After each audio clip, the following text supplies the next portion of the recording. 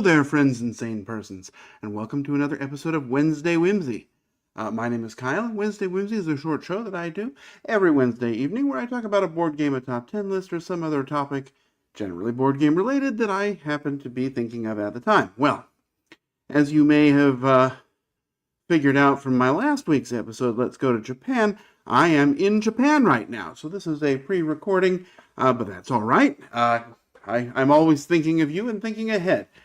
Since I'm in Tokyo, I decided to do another Tokyo-themed game for my topic this week, and that game is King of Tokyo Duel. King of Tokyo Duel is a brand new game that came out, and it's relatively widely available, which is great. Well, let's talk about it, and I'm likely playing it in Tokyo as I'm speaking to you right now. So, what is it about? Well, King of Tokyo, the sort of non-dual version, is a large game it works for two, but not very well. But basically, you're a monster, and you are rolling dice and trying either to get to a 20-point threshold or to take out all of your opponents to reduce their health to zero. The sort of key is that you can either be in Tokyo or not in Tokyo. And if you're in Tokyo, you attack everybody. And if you're not, well, you can heal and you attack the monster in Tokyo. And so sort of the goal is to kind of to go in, do some damage, and run away at the right time. Ultimately, the game is kind of a Yahtzee-style mechanism where you're going to roll dice and keep some, and then roll dice and keep some, and roll dice and keep the rest, and then allocate them how you wish. King of Tokyo Duel is essentially the same game with some slightly different features that I'll talk about here.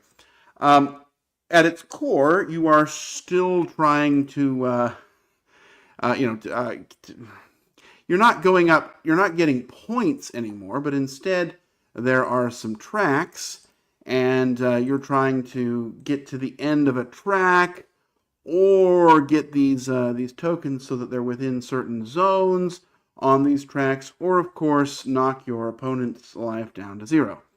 And if you do one of those things first, you win.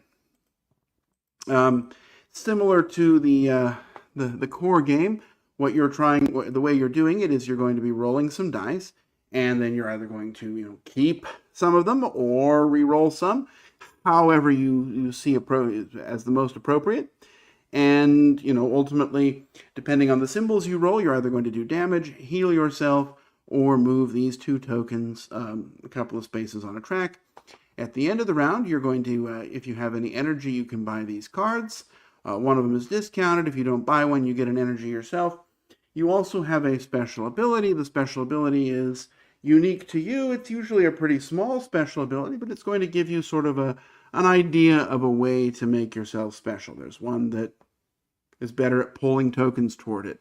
There's one that, if you get the right symbols, he can multiply his damage by these symbols and just do a whole bunch of damage if you get it at the right time. But of course, that's very lucky. And anyway, that's just kind of how it goes. You go back and forth until somebody wins. It's probably a 10-minute game at most. So, I guess that was how does it work? Whoops. Well, just pretend that was up there. So what makes it special? Well, one thing that makes it special is, like I just said, it's a 10-minute game. It's very short, very fast. You can play it while you're waiting for something else. I mean, it could be that that both players are really unlucky, but even then, someone's going to win pretty soon. The game is not designed to be long. The rules are extra simple. There's really not a whole lot of room for doubt and interpretation. There are these tokens that you put on the tracks, and the first time you play, they might be like, what does this do?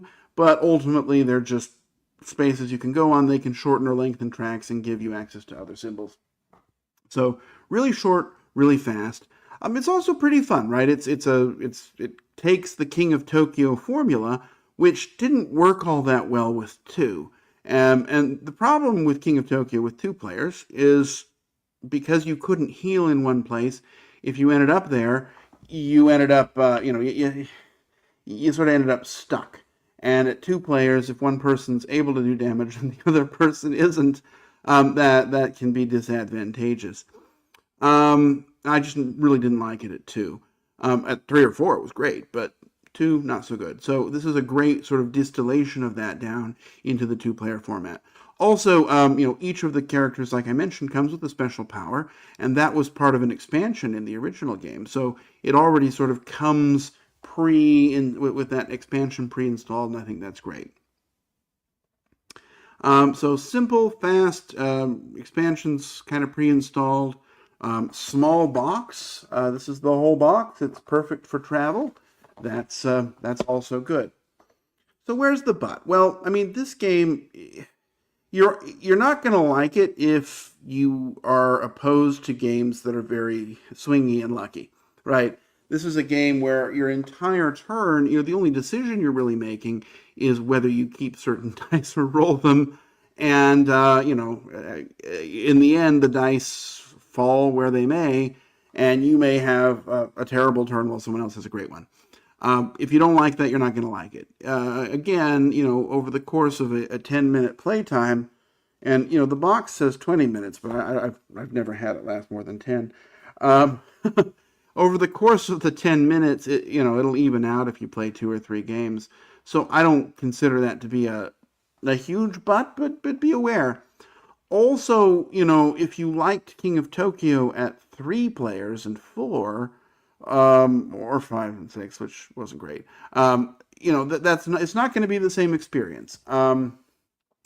Also, these tracks are a little bit shorter than I think they needed to be. It kind of feels like they're there to kind of drive things to a conclusion, and that's great. You don't want it to linger, but just be aware that some of the strategies are going to be more immediately apparent than others. The only big but I have is the cards. So the game has a huge deck of, 50, 60 cards, all of which do different things, special powers, etc. But they all cost, 5, 6 energy. And, you'd think, okay, well, that's not a big deal, except it is because the game is so short. So by the time you are able to buy a card, it either will end the game or the game will be over in the next turn and you'll lose because you spent all your time investing in buying these cards. I wish they had been scaled down in cost to sort of match the player, the time. Either the game was scaled up in length, which, let's face it, nobody wants, or the card cost was scaled down. And I think the way to fix that is each turn you get 1 energy if you don't buy something. Just give yourself 2, right? If you just did that small house rule, there'll be a more dynamic energy flow, I think, and that'll keep those cards relevant. Because as it is, I just found I never had time to use the cool card that I bought because the game just ended right away, and I think that's unfortunate. So anyway, that's the but there. So my final rating, I like King of Tokyo. I give that one an 8 out of 10, and I give this one an 8 out of 10 too. I think it's largely the same experience. It's just specifically kind of balanced down for 2 players. I like the variety in the box. I like how fast it is. I like how small it is. I don't know that it's going to be for everyone, but if you have it's a weird game for me because 2 players is, of course, my favorite player count, and it's almost never going to be the one I go to because if I have just 2 players, well, there's Summoner Wars to play, or there's Seven Wonders Duel, or Lord of the Rings Duel, or some other duel type game, or 2-player game, Blitzkrieg, whatever it happens to be, and it's hard to kind of find the space to play King of Tokyo Duel unless I'm really in a hurry. And then I'm probably not playing a game. So it's a weird one because even though I really enjoy it, I've had a great time with it. I think it's a great way to play the game. I'm not sure I'd ever pick it over really anything else, and that's a weird place for it to be. So I don't think it can be higher than an 8, even if I really do enjoy it. And that's kind of how it is. Fortunately, it's not expensive. It's easy to find. You can easily try it. You could also play King of Tokyo and play that with 3 and also have a great time. I'm looking forward to playing it in Tokyo this week because that's where I'll be, and I think that's appropriate. And other than that, I'm going to end it here. So I'm already on my travels by the time you're watching it, so I'll wish you safe travels and courage when you need it. And I'll hope to see you back next week when I will be here live and in person to talk about my experiences at the Tokyo Games Expo, or Tokyo Game Market, on next week's episode of Wednesday Whimsy. Until then, bye-bye.